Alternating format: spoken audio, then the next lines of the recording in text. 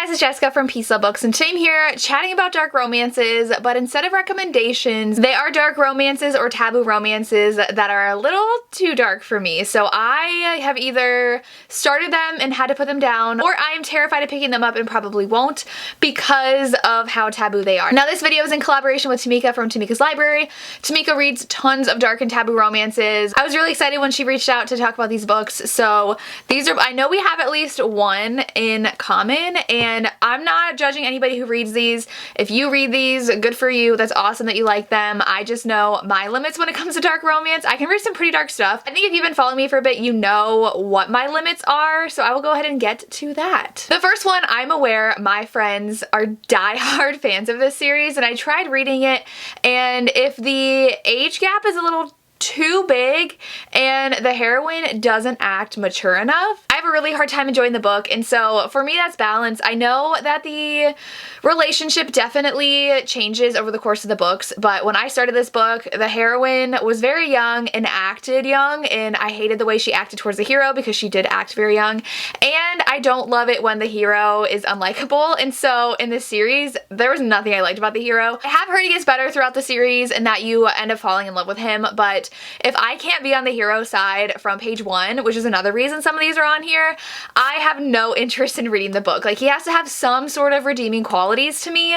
in order to love him, and I just couldn't get on board with that in this book. Like I said, most of my friends are obsessed with this series. They love it. I'm so happy for them for loving it, but this is definitely something that I myself have a hard time enjoying. So I started the book and DNF'd it like 100 pages in. Okay, so the next one, you guys all know I also can't love, that most of my friends love, and that is because of the hero. Specifically, the hero sexually assaults the heroine, and I can read books where there's dark content like that in them, but not between the love interest, because to me, that does not make the hero redeemable. Now, I can forgive old school historical romances for this, and I will read them when they have that, and I can possibly enjoy the romance when that does happen if the hero redeems himself.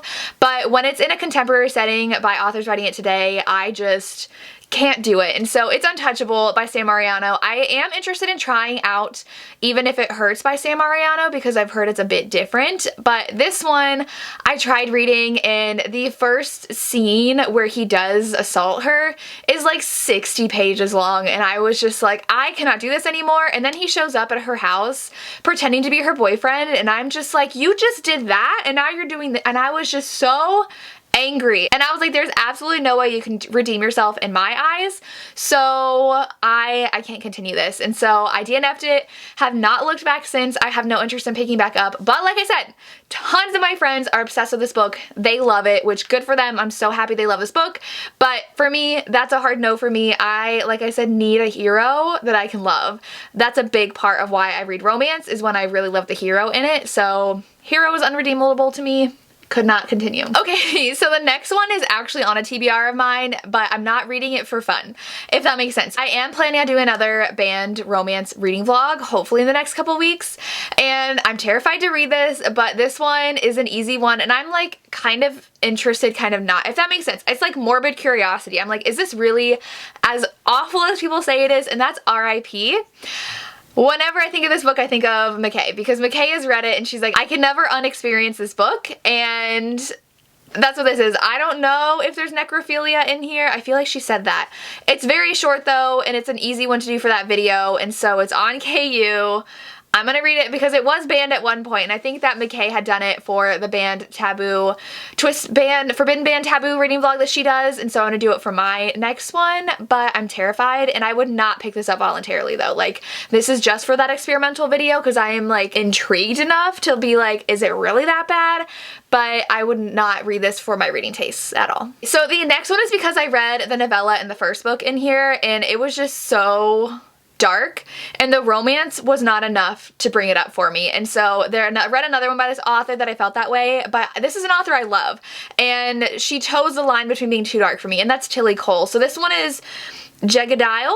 I don't know how to say that name, but this one is book 2 technically. There's half the novella, which is 0.5, and then there's Raphael, which is book 1, and then this one, and I read it like 2 years ago or 3 years ago. It was really in the beginning of when Lacey and I started our Ravished by Romance book club, and either the novella or the book had like consistently on page assault of priests and children, and Tilly Cole likes to put the traumatizing things that especially children go through on page in her books, and so it's really hard for me to read. I've read a couple of hers that do that, and the romance is not enough to bring it out of that dark place for me, and I just can't read that for fun. So I have a really hard time with her really dark books, and so this one I'm not interested in picking up because this whole series goes into very dark places, and I don't love it as much as her other stuff. Like, I did read Souls Unfractured, and that was really hard to read, but the romance was so amazing and just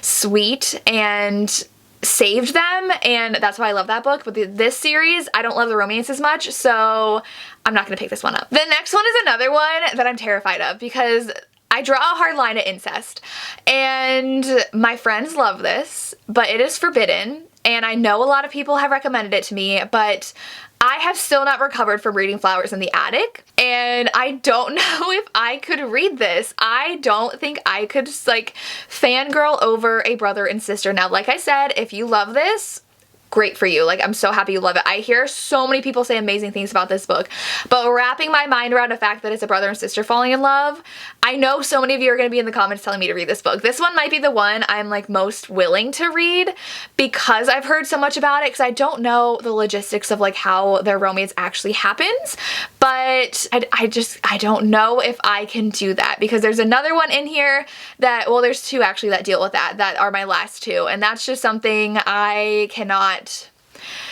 just voluntarily read and like root for in my romances. So this one terrifies me, and I have stayed away for it for a reason. So the next one is actually just like an author's work in general when it deals with that kind of topic.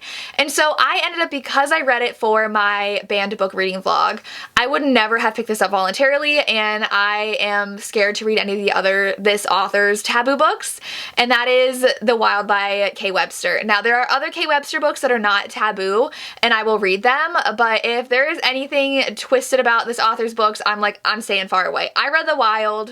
I gave it 1 star.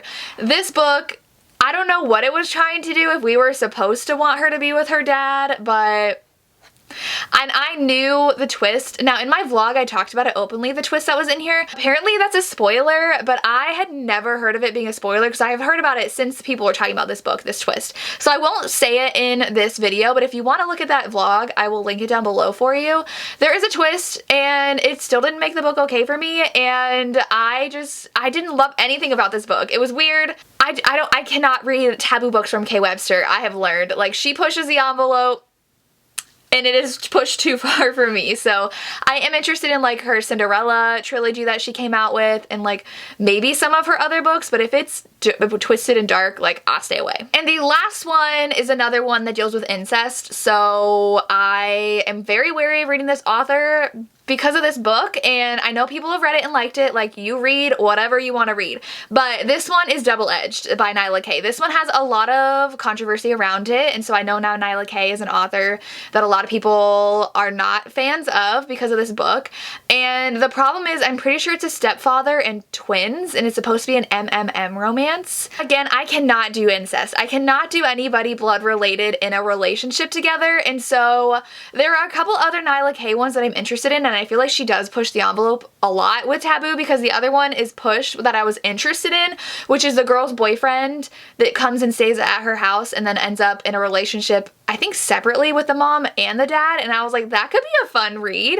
But this one I had zero interest in picking up as soon as I heard the plot, because I cannot do that. Because it also has twins, I'm just like, I cannot see, nor do I even want to see how that relationship would work out. I have zero interest in reading this. I know a lot of people were very angry when it came out, and I just can't, I can't do it. That's a hard limit for me, and I cannot do it. So I am not interested in picking this book up. I don't think I could do it. That was an interesting video. Let me know if you have read any of these, or if there are any books that you're just like, I can absolutely not read this. It is way too out of my comfort zone to read. Please be respectful in the comments though. People can read what they want to read, and I'm not going to get mad at anybody for reading these and loving them because, like I said, some of my really best friends love these books, but I'm very aware of myself as a reader, and I do not try to read things just to hate them, and I know I would not like these, so I'm not going to pick them up. I'm okay with that because I want to find books that I love, and I know some of these will not be ones I love, especially the one about the unredeemable hero. Like, I know I will not have a good time, and I do not love reading books I will not have a good time reading. So that's all I have. Let me know if there's books that you would never read. I would love to hear, and make sure to check out Temecka's video. I'm very interested in seeing what she says, so check out her video as well. I'll link it down below, and that's all I have. As always, thank you so much for watching, and have a good day. Bye.